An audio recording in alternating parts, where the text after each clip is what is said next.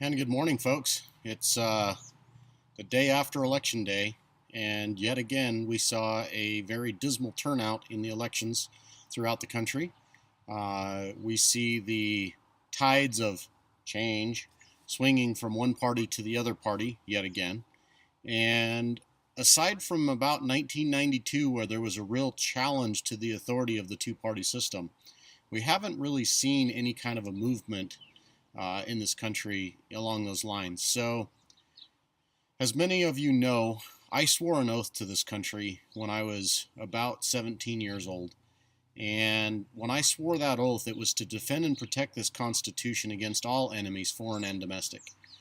And those of you that have done the same thing, you probably have a picture very similar to this one.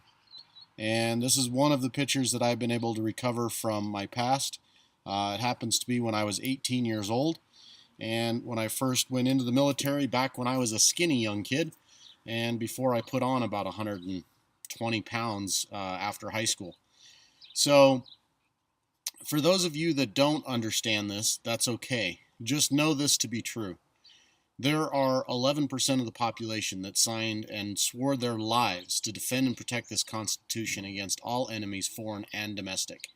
And right now, seeing the propaganda, seeing the amount of money that these wealthy families are spending on elections to make sure that their candidates are in office, it's very obvious to those of us that have any kind of awareness in this world, that aren't distracted by the day-to-day mindlessness that we're forced into as a society. This slavery has been created. It's not natural. It's not normal. It's not the way things should be, nor is it the way things are going to remain. There are those of us that are gathering in number, and we will not stop, and we will not rest, and we will sacrifice everything for this land and for this country. And that is something that I swore when I was 17 years old, and I renewed that oath several times until I got injured and I was asked to go home because I was no longer useful as a broken individual. The psychological effects of that one statement alone changed the course of my life forever. And then, not 18 months later, we have 9/11 happen. And when you start digging into the facts about 9/11, you start to realize just how much malarkey and how much crap is going on out there. And you realize how disillusioned society is when every election, less and less people show up to vote. The one thing that our founding fathers and that our years and years of generations of family members before us have fought tooth and nail and in several cases died for, people are willing to just walk away from because they feel like they don't have a real choice. Because they don't. In the current political process, the left and the right are no different. They are all working desperately to feed the desires and the addictions that the 1% have. So whether it's the Cook brothers or the Walton family or any of the other major stakeholders that are investing billions upon billions of dollars to purchase our political leaders, and I use leaders in the loosest sense of the form of the term, it is time that we as Americans spend the next 2 years openly talking about what's really happening in politics and what's really going on in our government, because there are very few politicians that are in our offices that are supposed to be serving this country that are actually serving this country. Most of them, I would say the vast majority in political office, are serving at the whims and the desires of the 1%. And it's been this way for at least 120 years, if not longer. And it is time that we all stand together as a United States of America, the 99%, the ones that spend their blood, sweat, and tears making sure that people have a roof over their head and a warm place to sleep and food in their belly. The ones that show up every day to work diligently only to have their entire life savings destroyed because a bunch of bankers decided that adjustable rate mortgages were a good idea and that everyone was entitled to a home of their own. Now, it would be a great world if everybody could afford their own house and could afford a mortgage and could be responsible for those things, but that's not reality, folks. That's not the world that exists that we're in. That is a fantasy land that was created as a way to sell an idea for adjustable rate mortgages. And then not 10 years later, we see the results of that kind of public policy. These people went through this entire charade, made billions, if not trillions of dollars on the backs of the hardworking middle-income Americans, and then turn around and create this contentious situation where people are fighting over what's an appropriate minimum wage. All the while, they're spending billions and trillions of dollars on things that aren't anywhere in close to our keepings as a country. So, we are united. We are representing the 99%. We are the Republic Guard, and we stand for the rational movement.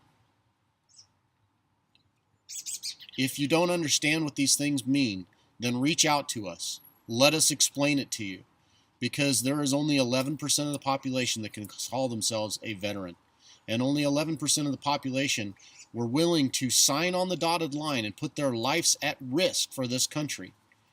And we are calling all of our fellow veterans together for the one purpose that we take back this country before it is destroyed by the addictions of the 1%. Because those addicts don't care about anything but their addiction, just like any other addict.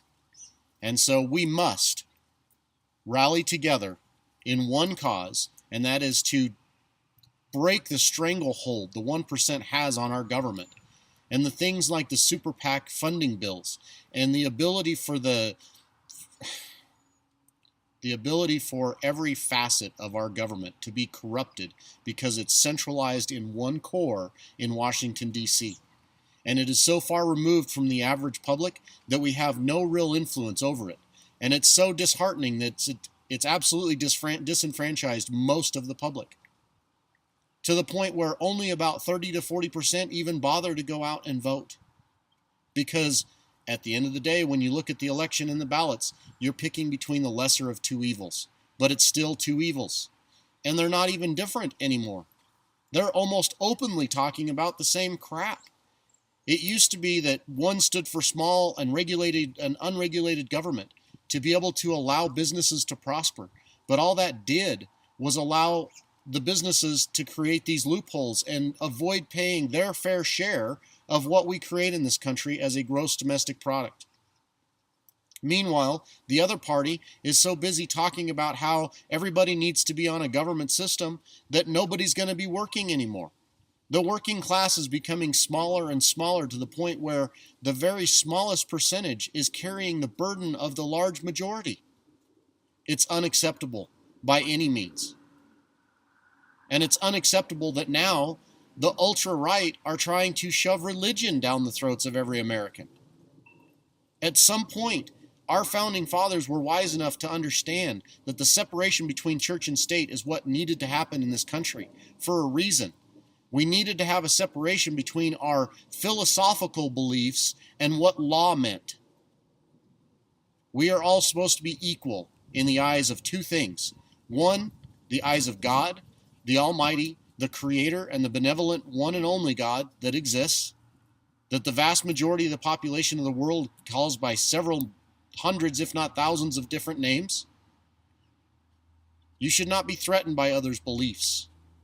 You should be threatened by the 1% that are slowly and deliberately taking control of your life. You have less and less freedoms every minute because of the government that has been allowed to run uncontrolled and unregulated by greed and corruption. And if we don't stand soon, this country will be destroyed, and it will go the way of the Roman Empire, the Greek Empire, and every other major democracy to ever have existed in this planet. And if that's what you want, then sit back idly by and wait for it.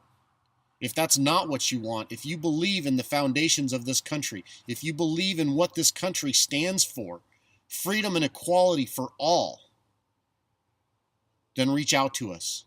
Communicate with us. Help us to understand how we can help in your local community as a collective, because we are not going to go away. We are not going to go quietly into that good night. I look forward to seeing more of you on the road, and God help us, because this country has gone to hell in a handbasket, and if we don't do something now, it's going to be way too late. Ciao.